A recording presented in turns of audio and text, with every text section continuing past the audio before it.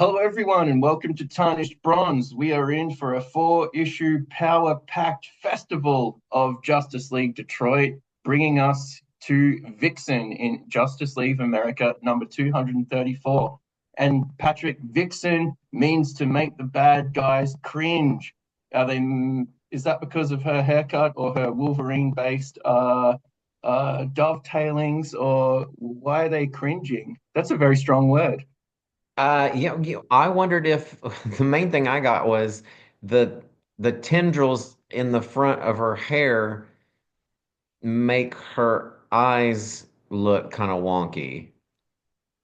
Oh, okay. Yeah, yeah, yeah. I see that. So I see maybe that. they're cringing because they're like ophthalmologists and they think that she has exotropia. Yeah, and none of us want that, and that's the $4 word for the day too. Exotropia. That's very good, Patrick. Yeah. Yeah. Add Another the sound score. effect. Another score for Patrick. Now, this is bringing my Wolver. This very last panel on this page. That's just total Wolverine. Um, Are you suggesting they're borrowing? you know, I would never suggest such a thing, Patrick, but is it Wolfsbane in the X Factor or the New Mutants? That's a Yeah, new mutant. Yeah. Rain, right? Yep. Rain. Yep. Yep. So, Who I think I told you, I don't know if it was on the podcast or in person, that I always thought her name was Ron when I was a kid. I didn't know any Irish people. What, give me a break. okay, well we'll hold that against you at some future time point. But what's Vixen up to in these issues besides just trolling the police force? Yeah, imitation is the sincerest form of flattery. She's doing a little bit of Spider-Man and a whole lot of Wolverine. She intervenes in a police chase and stops. These guys are actually, believe it or not, not gangbangers like in the previous issue. These guys are terrorists from the group Red Dawn, which is also a bit of a ripoff because I'm Not the movie. 99.9% sure that Red Dawn, the movie, had already been out at this point. This is 1985, Okay, so and this I'm is we're getting some real Discordianism, some very esoteric philosophical influences in our comics. Red Dawn, not the Minuteman, not the Weatherman, not any other domestic terrorist organization, but Red Dawn. yeah, Red Dawn. Uh, they are a group of terrorists. They look, I mean, the guy, he kind of looks like a hippie. I don't know if that's the Red Dawn emblem on his bandana there. I do Uh, like how they're multiracial, this gang. yeah. Red Dawn does not discriminate. They will take any, terrorists of any ilk, race, religion, creed, gender, they accept all comers. But yeah, the Red Dawn is financed, oddly enough, by the African nation of Mchanga. Okay. So say that three times quickly. And Mchanga is led by a military strongman, Mustafa Maksai. So we learn this later in the issue, very shortly, from sort of TV reports. But right now, all we know is, Vixen sees the police are chasing these people. She stops them in her own inimitable way. And then later at headquarters, she finds out, what she had actually intervened in.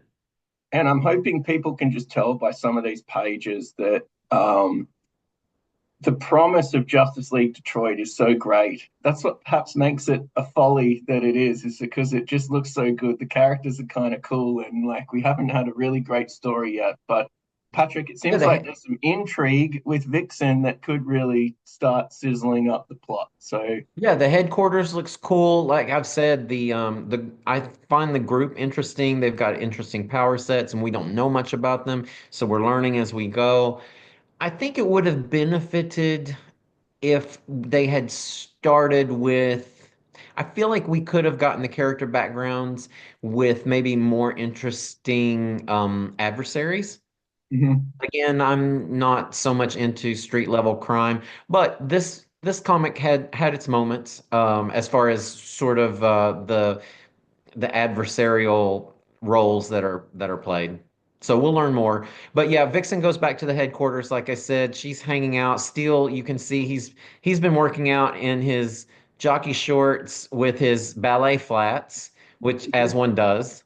I honestly I kind of like that look, and I feel like even at the time I would have been like intrigued by that for So reasons. Patrick, are you dropping those massive cubes on your ballet shoes, Yes. He or is that definitely the should be wearing cardio? steel-toed boots when he's lifting the cubes. But in this case, I think he was probably just, pumping a little iron. And, he's got this, it looks like a sweater vest with, with the, it's, it, with the bounded border on the bottom and then the jockey shorts with the ballet flats. I'm kind of here for it. Now, Uh, the middle part, that's maybe a step too far for me. Why they don't have a coffee table and they keep the sandwiches on the TV. That's another little bit of mystery there. yeah, interior design is such a big thing, and Patrick, between you and me, I think we could reorganize all of the headquarters of all of the various, or headquarti, or headquarters of all of the various organizations, including Red Dawn, if they still exist. So Red Dawn members, get on the chat if you want us to update your I actually HQs. just noticed they do have a coffee table, but it's on the side instead of in front of the couch. I mean, I understand that would be impossible to draw. Don't get me wrong. And Yeah, we have to establish the shot that they're looking at the TV. But then maybe he doesn't have to reach for the sandwich, or maybe he reaches for the sandwich to his right from the coffee table. Who am I? I'm not a uh, creator. I wanted to have an Alan Moore special, 8 issues of just like what went through Elongated Man's mind. Where And are the sandwiches? uh, Patrick, you know from our special on life death how much I love a swimming pool scene. We've got two swimming pool scenes, I think, in this issue. And one of the things going on is like happy go lucky Aquaman just gets the shits like real quick. The only thing he's used for in these issues is to be a jerk to Steel and then to be counseled by other members of the JLA who aren't the team leader. So again, as we said in the last issue, okay, and now we have Zatanna sort of showing up Aquaman in terms of leadership abilities, and she's a long-term member, not a founder of the JLA. She is a carryover from the previous team, and we're left wondering, well, then why isn't Zatanna the leader? Last issue it was Martian Manhunter, which definitely makes sense. He's a founder. He's probably hundreds of years old, I think, if in the way Martians, physiognomy and whatever works. But yeah, it's like the writers they're not doing anything with Aquaman except just establishing the fact that he's struggling with leadership. He's a hard ass and he does not get along with Steel. Steel does not like him. And yeah, we're kind of stuck in that. Yeah, there can only be two fair-haired boys of the Justice League in this life, Patrick. He has removed the ballet flats, kept the jockey shorts. Zatanna's had it with Aquaman, and she throws him in the pool, which I don't think that that's the flex she thinks it is when it's the king of the seven seas. So All right, yeah, and I was going to say that we're not quite at the Bwahaha Justice League yet, but this is actually pretty close. it Um, actually was a nice moment to see them have these characters obviously know each other, they have history, and they have this disagreement where Zatanna's trying to give him some advice, and he's not really taking it that well, or she wants to make a point, and then they kind of let it go and just laugh it off. And I actually thought that that was a nice little moment. I did think it was a good moment, but it's super bad lesson making, is my note here. Like the whole point of being a friend isn't to teach lessons. Um, and so it's one thing to teach Steele a lesson, but I don't think you circle of friends stays a very big circle for a long time if your role in the group is to just teach lessons.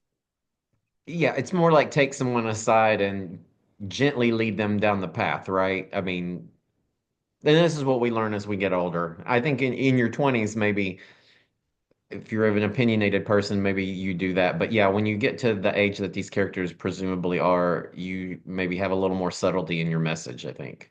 Yeah, but still great, some great cartoon sort of stuff here. And then great sort of costuming and design. This does look like a real street, that I top actually panel. really love that sweater that he's wearing, or Yeah, it's yeah, like Flash Thompson or something. yeah.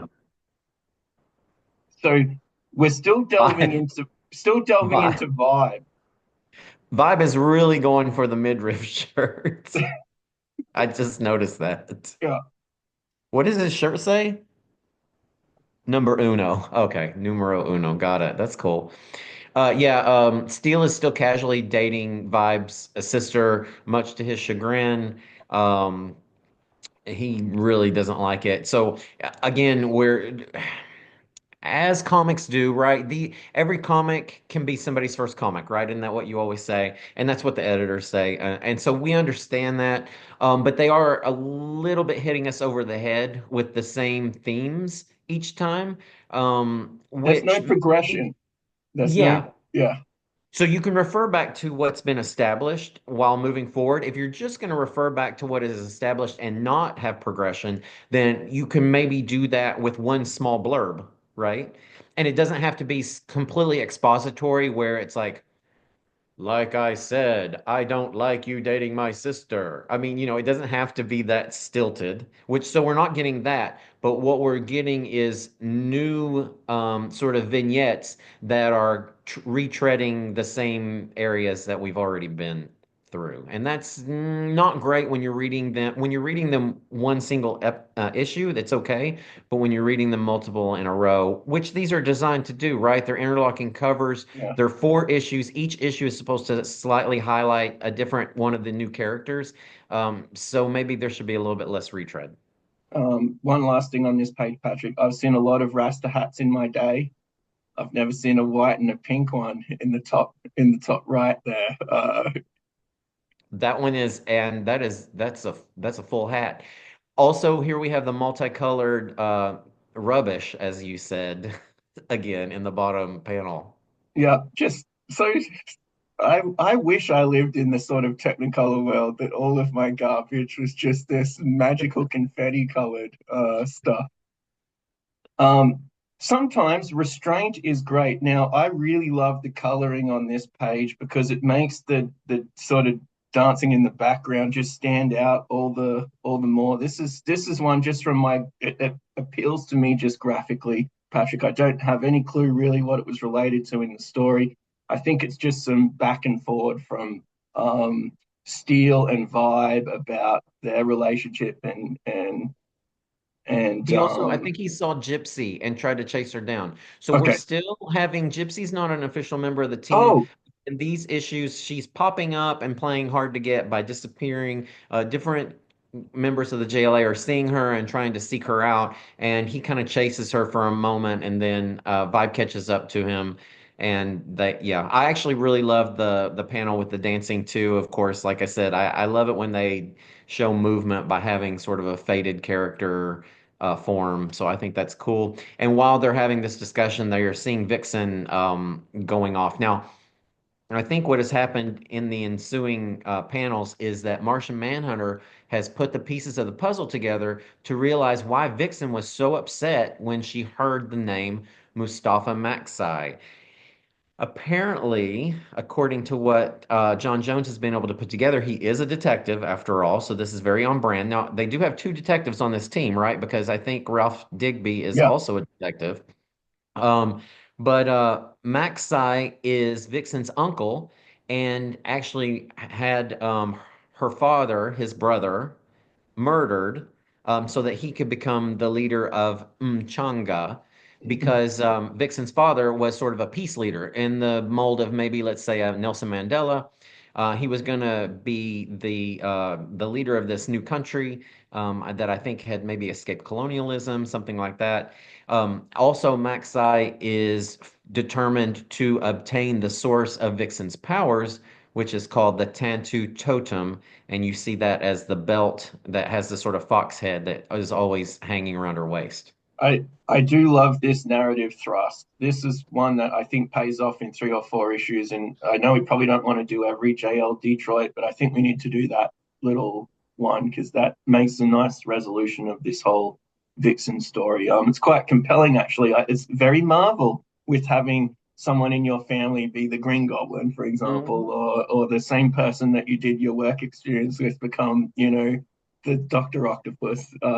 And I don't want to skip ahead, but I mean I will because there's not this issue, as you would say. I think I've heard you say this is a bit of a thin gruel, right? Yeah, Um, But I actually thought that there was some good discussion among the characters about the complexities of facing and dethroning, a political dictator in another country while still staying on the correct side of law and ethics, yeah, right? yeah. So So just, I actually just thought that that yeah, was very compelling and sort of deep for a comic book, right? I mean, it this is had a written for nuanced young take teens. on it. It had a nuanced take on it. It was very erudite and well thought through.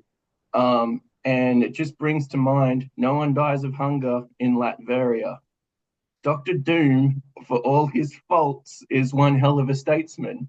Um, And if the people of Latveria are okay under a dictator, now this isn't this isn't necessarily what I believe, but it's how do you infiltrate a country that's not your own and free the people? Say even if they want to be freed, is it your right to do so? How do you do that? Do you have him murdered? Is is that against international law? Obviously, I mean it's a very yeah. complex situation. So yeah, we get into the complexity. Here we have a beautiful Aquaman as King Lear. So I'm going to ask you who plays Cordelia in this, Patrick. But this is just a beautiful sequence of Yeah. images along the top. Something is wrong in the. This is a different Shakespeare, but something is rotten in the state of Denmark as far as In the state of Aquaman. Michigan, Yeah, yeah, yeah. but not on the shores of Lake Michigan. Let's No, keep that straight. because then we would be in Illinois, right? Yes. Or Kalamazoo, but not Detroit.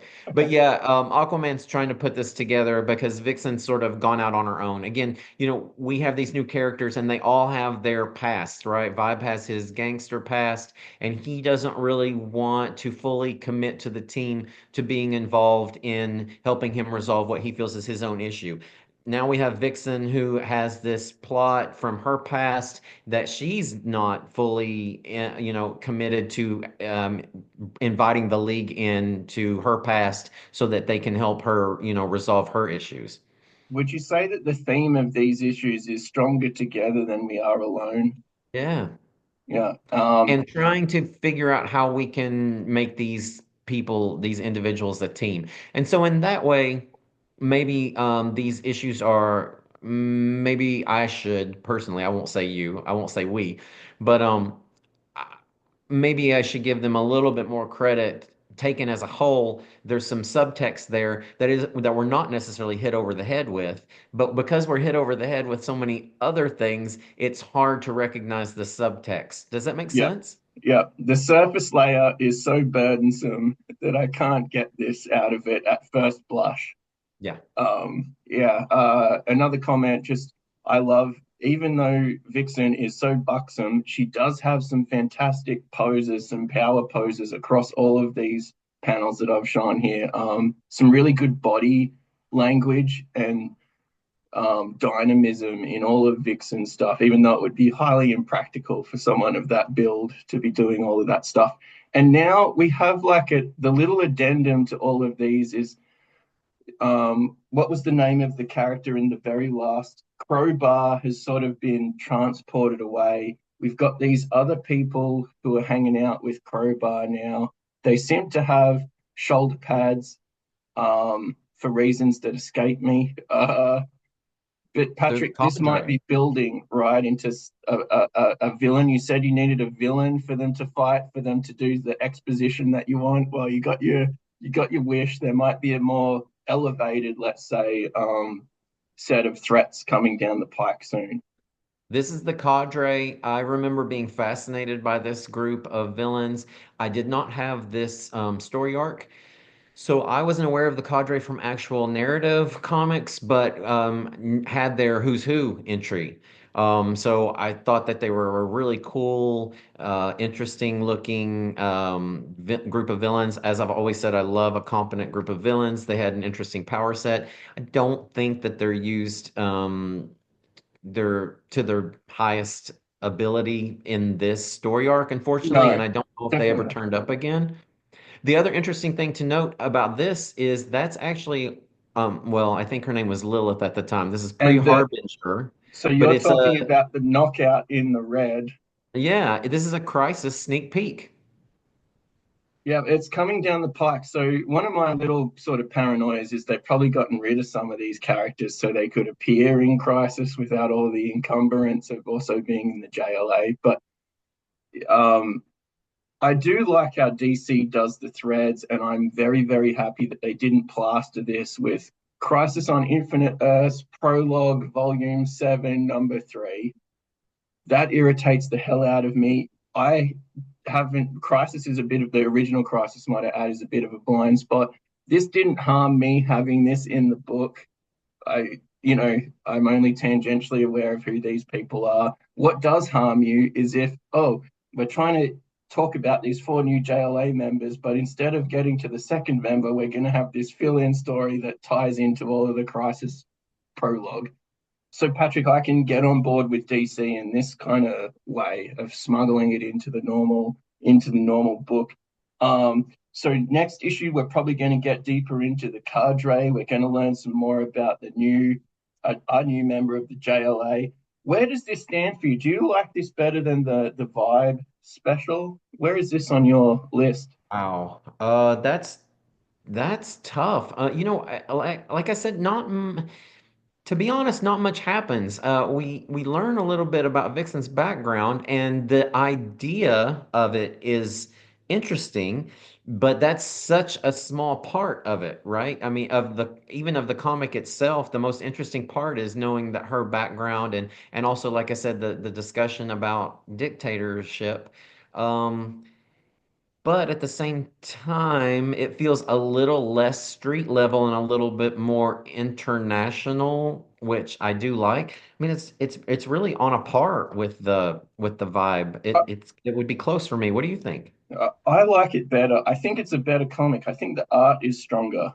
Um, I think Okay, that yeah, I can see that. I think the art's stronger. I think the characters are becoming more comfortable for the art team to like do their differences in their poses. I think they're shaking them up a bit more. I think this one, Vixen really is the star. Um, it does what it says on the tin for me, and it adds that little bit of intrigue. Like we've got the hot stuff with the red outfit. We've got this all this stuff going on. This would kind of make me want to read the next issue. Fair. And then I've also got the back burner plots of what the hell is up with Aquaman. We've got the back burner plots of why is Steel always so upset, and we've got the back burner plots of who is Gypsy, Hmm. and that relationship between Steel and Vibe is also one that I'm quite intrigued by. And then we have also, added on to this whole, are we going to just overthrow it? Is the Justice League of America, might I add, going to overthrow a dictator from some other sovereign nation? I think all of this adds up to right now maybe less than the sum of its parts, but I think it's just a much better comic book than maybe what people give it credit for. And I'm going to sort of land this. It's a crime for me, but I'm going to land this above the Jarvis episode of the And under Avengers. Marina. It's got a bit more going on. Yeah, I think that that's perfect. That's actually what I thought you were going to say. And so, yeah, I think above Avengers 298, but below the Marina saga. Yeah. So we're deeply embedded in mediocrity as an outcome, although the ingredients here are kind of perhaps superior to some of the comics that are above it. It's just the execution that's a bit of a worry.